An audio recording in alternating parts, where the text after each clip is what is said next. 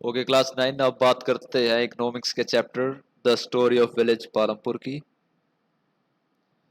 तो इसमें एक पहला क्वेश्चन आ रहा है, what is the main reason behind growing 3 different crops in a region. साल में 3 फसलें लेने के लिए क्या रीजन है। तो साल में 3 फसलें ली जाती है पालमपुर विलेज में। इसका कारण है कि वहाँ पे इरिगेशन फैसिलिटीज अच्छी हैं, तो किसानों के पास वाटर अवेलेबल है। Second question, what are the main factors of production. Production के फैक्टर्स क्या हैं, बहुत इंपॉर्टेंट है ये। Land, labour, physical capital, human capital. Land जमीन, जमीन सबसे ज्यादा जरूरी होती है प्रोडक्शन। आपको कुछ भी करना, चाहे आपको फैक्ट्री लगानी है चाहे आपको खेती करनी है, तो आप कहाँ पे लगाओगे, जमीन पे। लेबर, फिर उसमें जो काम करने आएगा वो लेबर आपका, वो भी प्रोडक्शन में इंपॉर्टेंट रोल प्ले करेगा। लेबर अगर अच्छा है, मेहनती है, कंटिन्यू काम करता है, तो प्रोडक्शन अच्छा होगा। Okay. Physical capital, physical capital आपके पास वर्किंग कैपिटल और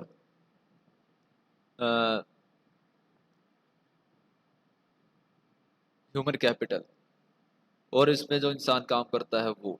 तो ये यहाँ पर प्रोडक्शन होते हैं, फैक्टर्स होते हैं प्रोडक्शन के। 3, machinery, work plant, equipment, new technology, building. Example of fix capital, ये फिक्स कैपिटल का एग्जांपल है। Consumption of chemical fertiliser highest in which state of India. Punjab में बहुत ज्यादा केमिकल यूज किया जाता है खेती में, और इसी वजह से पंजाब में आपको बहुत ही ज्यादा हाई प्रोडक्शन दिखाई देगा क्रॉप्स का, but this is dangerous.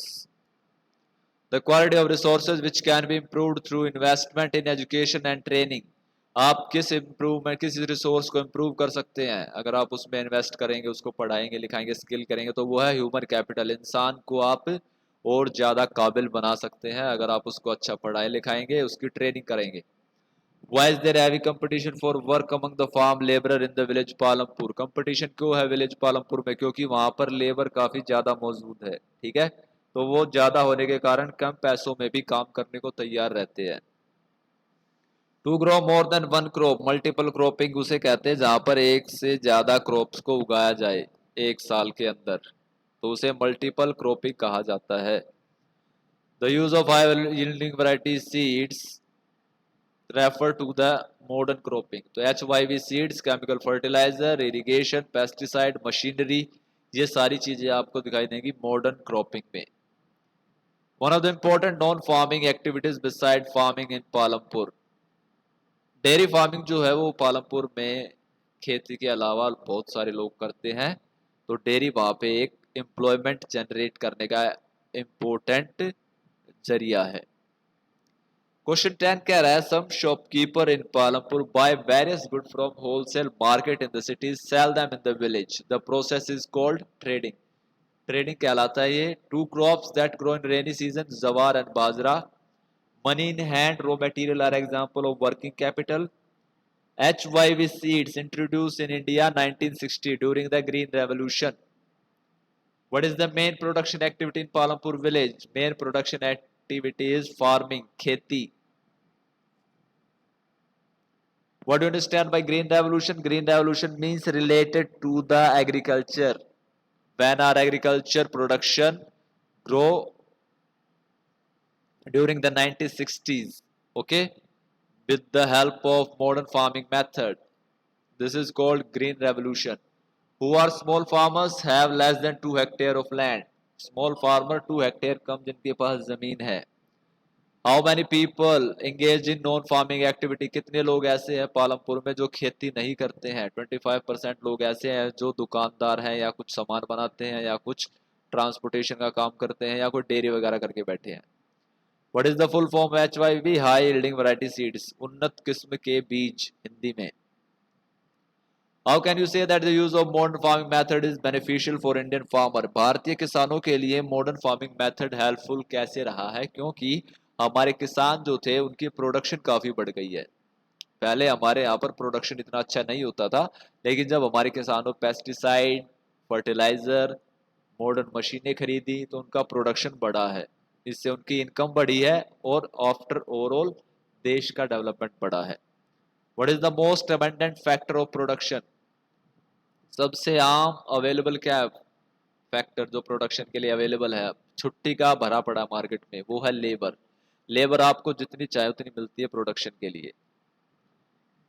Where do most small farmer borrow money, village money lander.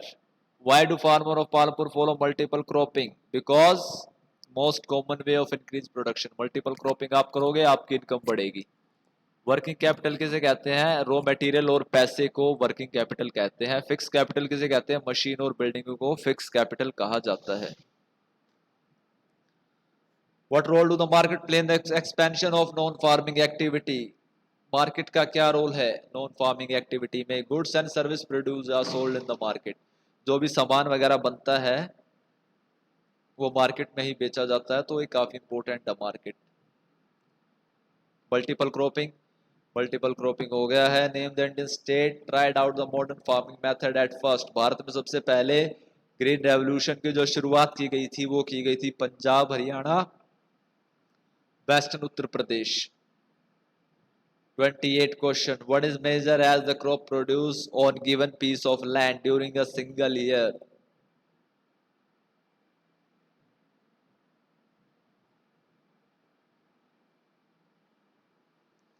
तो ये किसी भी खेत में पैदा होने वाले प्रोडक्शन को कैसे मेजर किया जाता है? इसे किया जाता है ईल्ड में. ओके, ईल्ड माने पैदावार. What are the constituent of modern farming method? Modern farming method में क्या क्या जरूरी है? HYV seed, chemical fertiliser, pesticide and irrigation facility. Land and capital के बीच में क्या फर्क है? Land is fix, natural. Capital is man made. Okay. Harmful effect of continuous use of ground water for tubewell. Ground water का ज्यादा नुकसान करने से, ज्यादा यूज करने से क्या नुकसान है? हमारा वाटर टेबल नीचे जा रहा है, ये नुकसान है. What is the aim of production? Production का लक्ष्य क्या होता है?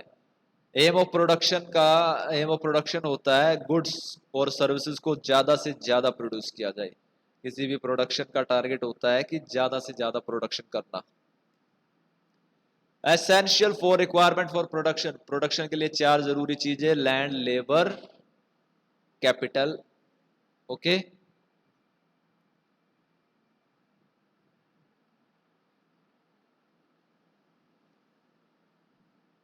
And human capital. Main feature of green revolution. Green revolution में क्या क्या हुआ? हमारे यहाँ पर जो इंक्रीज था व्हीट राइस का इंक्रीज हुआ, केमिकल फर्टिलाइजर का यूज हुआ, इंसेक्टिसाइड पेस्टिसाइड का यूज किया गया, HYV सीड्स का यूज किया गया और मैकेनाइजेशन मशीनरी डेवलप हुई. ये ग्रीन रेवोल्यूशन में हुआ था. Harmful effect of the green revolution. Green revolution का नुकसान बहुत रहे. आपने केमिकल यूज किया, HYV सीड्स यूज किया, आपने पानी ज्यादा दिया, तो उसकी वजह से क्या हुआ? आपकी मिट्टी की जो ताकत थी वो कम हो गई, आपका वाटर टेबल नीचे चला गया. गरीब किसानों के लिए ग्रीन रेवोल्यूशन करना पॉसिबल नहीं था. इनके पास पैसे नहीं थे मशीन खरीदने के, HYV सीड्स खरीदने के, पेस्टिसाइड खरीदने के. हमारे जो एनवायरनमेंट को नुकसान पहुंचा है, तो काफी नुकसान भी है ग्रीन रेवोल्यूशन का. That is why we are converting towards organic farming. तो भारत में ऑर्गेनिक फार्मिंग की शुरुआत की गई है अब. What do mean by working capital? Working capital उसे कहते हैं जो काम करती रहती है हर बार. आपको हमेशा जिसको चाहिए ही चाहिए. तो आपको क्या हमेशा चाहिए? जब भी आप कुछ प्रोड्यूस करेंगे आपको रॉ मटेरियल चाहिए और पैसा चाहिए. ये आपको हर बार चाहिएगा. Major disadvantage with HYV seeds. Disadvantage क्या है भाई HYV सीड्स का? इनको पानी ज्यादा चाहिए, केमिकल ज्यादा चाहिए, पेस्टिसाइड ज्यादा यूज करते हैं, तो ये इनका नुकसान है. Discuss dairy farming, a non farming activity in village Palampur. Dairy farming का क्या हाल है पालमपुर में? तो डेयरी जो है वो कॉमन एक्टिविटी है पालमपुर की. यहाँ पर ज्वार बाजरा उगाया जाता है, तो ज्वार बाजरा पशुओं के खाने के काम भी आता है. और इसके बाद जो दूध है यहाँ से वो रायगंज बेचा जाता है, जो इसका पास का गांव है, और शाहपुर तक जाता है जहाँ पर चिलिंग सेंटर है रायगंज में है. तो इस तरह से यहाँ पर दूध से कमाई की जाती है. Small scale manufacturing.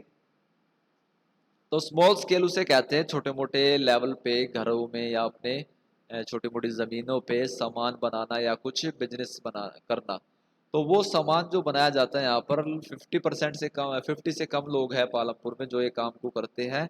और ये काम क्या करते हैं? जैसे कुछ कपड़ा वगैरह बनाना, मिट्टी के बर्तन बनाना या फिर दूसरी चीज़ें हैं, तो वो इसके अंदर आते हैं. ट्रांसपोर्टेशन भी एक और यहाँ पर नॉन फार्मिंग एक्टिविटी है। ट्रांसपोर्टेशन क्या है, जो लोग तांगा वगैरह रिक्शा वगैरह चलाते हैं वो यहाँ पर आते हैं इसमें। तो जो लोग खेती नहीं है जिनके पास, वो या तो डेयरी में काम कर रहे हैं, या शॉपकीपर हैं, या मैन्युफैक्चरिंग कर रहे हैं कुछ चीज़ों की, या कोई ट्रांसपोर्टेशन का काम कर रहा है, कोई डेयरी खोल के बैठा है। तो ये काम यहाँ पे हो रहा है पालमपुर में। तो यहाँ पर ये काम रायगंज के लिए किया जाता है। रिक्शा, तांगा वाला, जीप, ट्रैक्टर, ट्रक ड्राइवर, ये लोग यहाँ पे ट्रांसपोर्ट को देखते हैं। What do mean by physical capital? Physical capital हमारे पास वो होती है जिसमें हमें रिक्वायरमेंट होती है प्रोडक्शन के लिए। तो ये दो तरीके की होती है, tool, machine, building. Fix capital इसे कहते हैं। Raw material, money in hand, इसे वर्किंग कैपिटल कहते हैं। शॉपकीपिंग, शॉपकीपिंग क्या है भाई, बाहर इसमें पालमपुर में छोटे मोटे गांव में दुकानदार हैं जो मार्केट से सामान ला के बेचते हैं, तो वो अपना इससे एम्प्लॉयमेंट जनरेट करते हैं, अपना काम धंधा करते हैं। Various type of crop Palampur में कौन कौन सी उगाई जाती है भाई? ड्यूरिंग द रेनी सीजन किसान उगाते हैं ज्वार, बाजरा। ये फसल जो है पशुओं के लिए भी काम में आती है, कैटल्स के लिए भी काम में आती है। इसके बाद ये उगाते हैं पोटैटो अक्टूबर दिसंबर में, रबी सीजन में। उसके बाद गेहूं ठंड के मौसम में। तो ये यहाँ पर उगाया जाता है। इसके अलावा शुगर केन ये उगाते हैं जिससे जैगरी गुड़ बनाते हैं और उसको बेचते हैं। What do mean by surplus? Surplus कहते हैं कोई चीज आपके पास बच जाए, आप उसको किसी चीज को यूज करें और यूज करने के बाद भी आपके पास कोई चीज बची रह जाए तो उसे कहते हैं सरप्लस। तो पालमपुर के जो छोटे किसान हैं वो तो अपने लिए उगाते हैं, जो भी उगाते हैं अपना अनाज वगैरह, तो वो उसको खुद खा लेते हैं। लेकिन जो बड़े किसान हैं वो अपने खाने के बचाने के बाद उसको मार्केट में बेचते हैं, तो इससे उनको इनकम होती है। कैपिटल फार्मिंग के लिए कैसे अरेंज की जाती है? तो छोटे मोटे किसान है गांव से उधार लेते हैं, बड़े किसान है वो बैंक वगैरह से उधार लेते हैं। आप कैसे कह सकते हैं पालमपुर एक वेल डेवलप्ड विलेज है? हम कह सकते हैं क्योंकि पालमपुर में काफ़ी इम्पोर्टेंट फैसिलिटीज़ है जो होनी चाहिए हर गांव में। यहाँ पे आपने देखा है कि खेती है, खेती कर सकते हैं लोग, उनके पास मॉडर्न मेथड्स हैं, पैसा अवेलेबल है बड़े किसानों के पास, लेबर यहाँ पे अवेलेबल है। इसके अलावा जो किसान नहीं करते, जो खेती नहीं करते, उनके लिए ट्रांसपोर्टेशन का काम है, डेयरी का काम है, मैन्युफैक्चरिंग वो कर सकते हैं, शॉपकीपिंग है। तो पालमपुर में लगभग सभी के पास कुछ ना कुछ काम धंधा है, सभी अपना अपना गुजारा कर रहे हैं। तो इस वजह से यहाँ पे इलेक्ट्रिसिटी अवेलेबल है, सड़कें पक्की हैं यहाँ पे। तो यहाँ पर प्राइमरी स्कूल है, डिस्पेंसरी है। तो सारी चीज़ें एक ऐसी हैं जो किसी भी गांव को डेवलप्ड विलेज बनाती हैं। तो इस तरह हम कह सकते हैं कि पालमपुर एक विकसित गांव है। ये बार बार क्वेश्चन आ रहा है, फिक्स कैपिटल, वर्किंग कैपिटल, ये ध्यान से देख लीजिएगा। What are the reason to grow three different crop in year Palampur? Palampur में तीन फसल उगाने का क्या मतलब है, क्या कारण है एक साल में? तो यहाँ पर ये तीन फसलें इसलिए उगाते हैं क्योंकि इनके पास इलेक्ट्रिसिटी है जिससे ये इरिगेशन वगैरह दे सकते हैं, मशीनरी है, HYV सीड्स है, इनके पास मेथड है। तो इनके पास जो फैसिलिटी होनी चाहिए खेती करने के लिए वो सारी अवेलेबल है। दैट इज़ वाई ये एक साल में 2 से 3 फसलें पैदा करते हैं। What is meant by green revolution? Some of its important feature. Green revolution कहते हैं हरित क्रांति, जो खेती के प्रोडक्शन को इसने बढ़ाया। इसके फीचर क्या रहे वो हम देख चुके हैं। HYV सीड्स इसमें यूज़ किया गया, मशीनें यूज़ की गई, केमिकल फर्टिलाइजर यूज़ किए गए। इसमें पंजाब, हरियाणा, वेस्टर्न उत्तर प्रदेश के किसानों ने सबसे पहले इसको करना शुरू किया। Feature of traditional method of farming, Bharat की जो पारंपरिक खेती होती है, पुराने टाइम से जो खेती होती है उसके फीचर क्या होते हैं? इसमें क्या होता है भाई, ट्रेडिशनल सीड यूज किए जाते हैं। बीज जो होते हैं वो लेबोरेटरी से नहीं आते, बीज जो होते हैं वो घर से ही तैयार होते हैं, नेचुरल होते हैं। इरिगेशन, पानी या सिंचाई मॉनसून पे डिपेंड होता है। वुडन टूल्स, हाथ के हाथ से चलने वाले औजार इस्तेमाल किए जाते हैं। बुलोक कार्ट का यूज़ किया जाता है। सारा प्रोडक्शन अपने खुद के खाने के लिए होता है। और जो खाद है, मैन्योर है, वो काउ डंग, गाय के गोबर से या भैंस के गोबर का यूज़ किया जाता है फर्टिलिटी को बढ़ाने के लिए, यानी सब कुछ नेचुरल है, हर एक चीज नेचुरल है। Ill effect of green revolution ये हम देख चुके हैं। पालमपुर में कैसे लैंड्स डिस्ट्रीब्यूट हुआ है, यहां पर 1/3 है 450 फैमिली में से लैंडलेस है। 150 परिवार ऐसे हैं जिनके पास जमीन नहीं है, दलित समूह, लोअर क्लास पीपल हैं। 240 फैमिलीज ऐसी है जिनके पास छोटे खेत है, 2 एकड़ या 2 हेक्टेयर या उससे कम।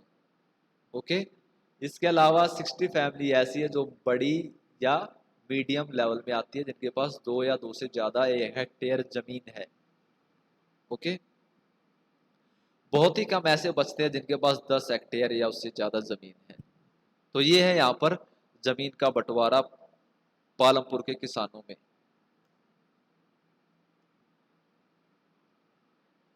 तो class 9, this is the end of your lecture 1 revision. Revise this question very well. Okay, thank you.